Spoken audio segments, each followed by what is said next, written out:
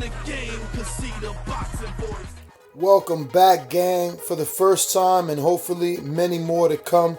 Don't forget to subscribe to the YouTube channel and click on the notifications right here, this little bell, so you can get those emails every time we go.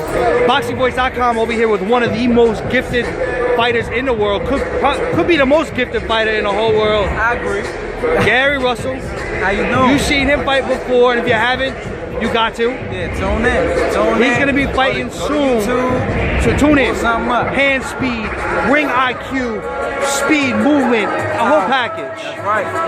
Now, we got a mandatory, which is going to be sizing up to be a great fight. Oh, yeah. JoJo Diaz, U.S. Olympian. Everybody knows JoJo too. Everybody knows you. Two southpaws. Oh, yeah. I'm sure these are the kind of fights that get you juiced up, because he's a young lion now. It ain't you anymore. It's not JoJo. Listen, if he wants to jump off the building, let him jump off the building. He's going to splatter when he hits the ground. That's what's going to happen in this fight. It's nothing that JoJo can do with me. It's levels to this. And I'm looking at him, he's looking directly in my eye. He's not saying this just to talk junk. Yeah. He's saying this because all that work that he's been putting in the gym since he's a kid, that's what makes you this confident. It's not you talking trash. I can see in your eye right now. No, that you're confident in your skill. It's not a threat. It's a level of belief. It's not cockiness. It's not arrogance. It's a level of belief in what I have in my own skill set. I feel as though I'm much more superior than anyone that's in my division. I feel as though I'm one of the best fighters that there is. Point blank period. I don't think that there's anyone in the sport of boxing that's bringing the hand speed, the punching power, the combination punches, the ring IQ, or any of the sort. There is in the sport of boxing. It's unparalleled. And everybody's happy to see him out over here too. No, he grabbed me. This is a good friend of mine. No, listen, I knew him since he was 9 years old. DC area? No, 9 years old. I just got in the street. The DC area? New York. Oh, New York? I used to go down there. I used to go to, hey, I want to talk to you. I want to talk to you. DC. I used to come to DC, pick him up, bring him back to New York, and then go back to DC. You know all that. Come down here and wreak havoc. His brother knocked somebody out for me standing up.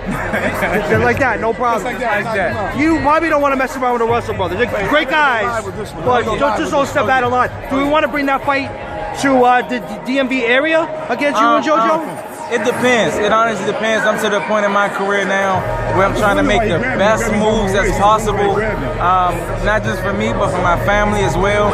It depends, because I am the world champion. The ball is in my court. We can have the fight wherever we want to have the fight at. I think it would be smart business-wise to have the fight somewhere that is heavily populated. JoJo definitely has a very big fan base. Yeah, sure. And I want to build on that. You know, so I would love to have the fight somewhere in California where his fan base would be, and I'm gonna burn him up in front of his backyard. Would you burn him up there? Would you be open to they put that fight as the main on the Canelo Triple G undercard? I definitely would not be open. Or you want to be main event? I definitely would not be open to it. It was something that was already offered to me to try to get the fight on the Triple G and Canelo undercard. I'm a world champion. I should be main event as such. All my fights should be main event fights. We wouldn't be. We will always only be headlining. That's right. This we're over here with Lem. When is this fight going to happen? Well, we're trying to make something happen in May. Because I am the world champion, I can definitely expedite my mandatory challenger spot. I want to definitely expedite that. If we expedite, I believe they have something like 90 days, so the fight will have to happen within 90 days. That put us right up to about May. You expressed to me that House of Sharon, you didn't think he was ready for this fight, that he's being maybe pushed into this fight in the past. Do you think he's ready, he's focused?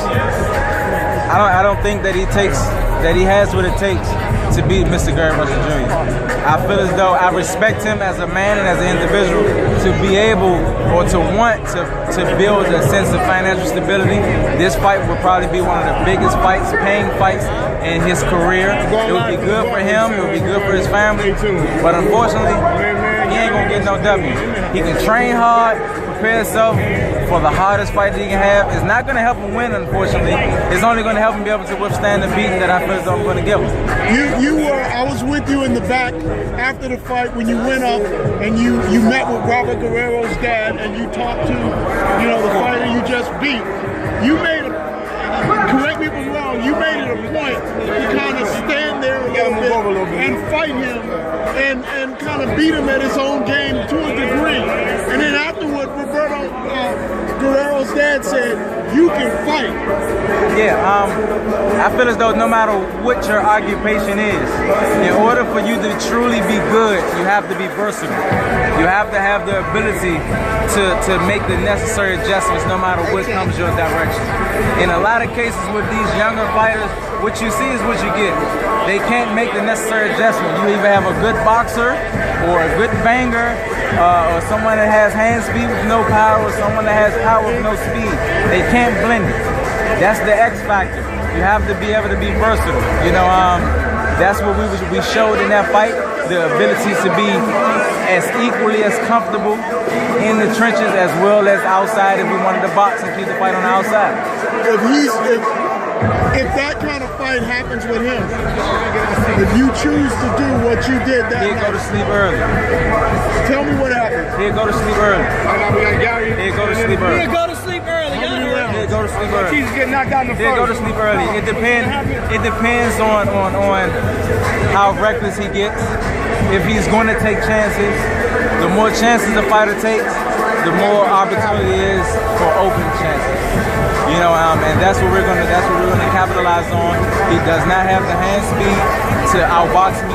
He does not have the punching ability to actually literally sit in the middle of the ring, go toe to toe with me, and he don't have the ring generalship and IQ to defeat me. All right, having said all that, give me a scouting report on how that fight goes and what round it ends in, or rounds.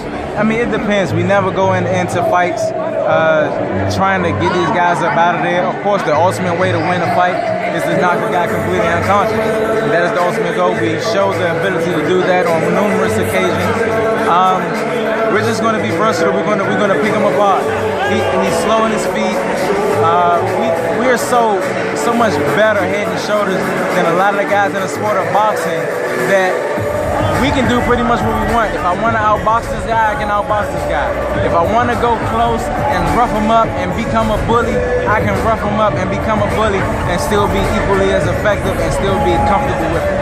What is up, TBV family? Yes, YouTube has been cutting funding to their channels as of late, and with net neutrality going through its process, the internet is changing. If you want to keep your favorite channel intact, coming up with tons of content, and plus get hours and hours of extra content, head over to patreon.com/ThaBoxingVoice to become a member of the TBV family and help support the channel. Peace. The game, 'cause see the boxing voice.